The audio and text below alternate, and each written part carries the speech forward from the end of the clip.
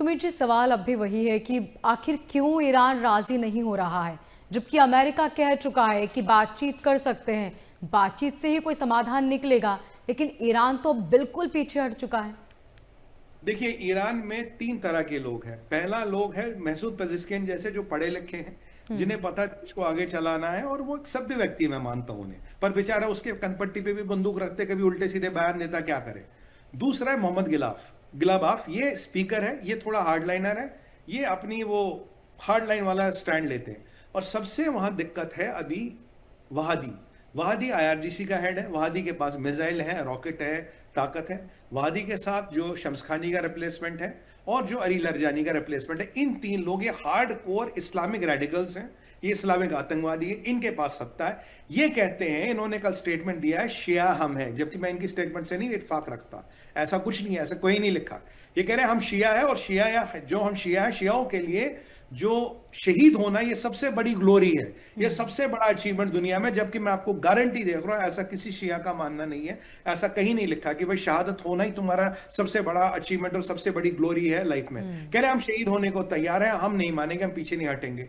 मतलब तुम शहीद होगे, जो पीछे बचेंगे उनका क्या होगा, जो बचेंगे लोग वो कहां से खाएंगे पिएंगे, मुल्क का क्या होगा, मुल्क के सभ्यता का क्या होगा, पर्शियन कल्चर का क्या होगा, जो 8 करोड़ की जनता, जो बच्चे हैं, जो बूढ़े हैं, जो औरतें हैं, उनका क्या होगा। तुम तो भैया शहीद हो गए, तुम्हें हूर मिल गई, बाकियों का क्या होगा। ये इतने तरह के लोग हैं। और आप ट्रंप का भी ट्रूथ सोशल पे पोस्ट देखेंगे, कहेंगे कई सारे लोग हैं। अब इनको जो समय दिया कि भैया सब मिल बांट के एक प्रपोजल आ गया, तब तक हम आपको समय देते हैं। क्यों? क्योंकि ये जो हार्ड लाइनर है, ये बिल्कुल मानने को तैयार है, कहता हम मरेंगे पर हम कॉम्प्रोमाइज नहीं करेंगे। भाई हमें तो जन्नत मिलेगी, हमारे लिए जन्नत सबसे बड़ा है, हम सिपाही, हमें जन्नत में मिलेगी, और शहादत हमारे लिए सबसे बड़ा वर्चुअ, हमारा सबसे बड़ा कीर्तिमान है, हमारा सबसे बड़ा लक्ष्य है। आप बताइए, ऐसे लोगों से आप क्या बातचीत करें। अब पाकिस्तानियों में क्या, देखिए पाकिस्तान पे प्रेशर डालेंगे मोनिका जी। हमने 1971 में डाला, 93,000 लोगों ने सरेंडर कर दिया। मैं आपको शुरू से कह रहा हूं, ईरान की जो रजीम है, ये सुसाइडल रजीम है। इन्हें ये सुसाइडल है नेचर में, ये फिदाई रजीम है। ये मुल्ला रजीम जो है, ये ईरान नहीं है, मैंने इसने मुल्ला रजीम दिया, सुसाइडल इन नेचर। पाकिस्तानी क्या, जब प्रेशर बढ़ता है ये तो खड़े हो जाएंगे ऐसे, मतलब जनाब बोलो क्या करना है। बट ये लोग अलग है, ये इनका मानसिकता अलग है, इनका सोच अलग है। और ये भी माना जाता मोनिका जी, शायद इनके पास हो सकता है डटी बॉम्ब या ऐसा कुछ हो, जिसका एक आध बार यूज करे और फिर तो महाविनाश होगा, भगवान करे ऐसा ये कभी ना करे। ये बिल्कुल अब आखिरी उस पर पड़ गए कि भाई हमें तो मरना है, हमें अब जन्नत जाना है, और बस मरते लड़ते लड़ते मरेंगे। ये वो वाली प्रवृत्ति अब प्रचलित हो गई है, क्योंकि देखिए इसके बाद ये सत्ता में रहेंगे नहीं। इनको ये भी पता, अगर आज बच भी गए तो इजराइल वक्त आने पे हर एक को मार डालेगा। तो कहते हैं यार अब सबका नाश करके मरेंगे। ये बताइए क्या मानसिकता है ये मिसाइल पे लिखते हो, ये रास लफान, ये लास तुरान, ये सऊदियों के यहाँ, ये कतरियों के, ये क्या मान सकती है, क्या मान सकते हैं। अब सऊदियों का क्या लेना देना ऐसे, कतर से का क्या लेना देना आपसे। सऊदी और कतर ने और ओमान ने तो आपकी मदद ही की है, आपका क्या बुरा किया उन्होंने। और उनके यहाँ मिसाइलें दाग रहे हो, हम सबको बर्बाद करके छोड़ देंगे। ये आपको कहीं ना कहीं लोगों की प्रवृत्ति बताता। प्रवृत्ति क्या है, मानसिकता क्या है, मेंटेलिटी क्या है। ऐसी मेंटेलिटी, ऐसी प्रवृत्ति के लोगों से बहुत कुछ संभावनाएं आप ना लगाएं, बहुत कुछ संभावनाएं निरस्त हो जाती है इस मानसिकता के सामने। जी सुमित जी, अब ईरान के पास ऑप्शन क्या है, क्योंकि अमेरिका आर्थिक रूप से तो ईरान को कमजोर कर चुका है, बहुत बड़ी चोट पहुंचा चुका है। तेल संकट के बाद कई देश ये कह चुके हैं कि ईरान पर रोक लगनी चाहिए। इस तरह से हॉर्मूज को बंद कर देना बिल्कुल भी ठीक नहीं। देखिए, ईरान के पास विकल्प है कि कोई मिल बैठ के बात करे, कोई बीच का सोल्यूशन निकाले, निकल सकता है।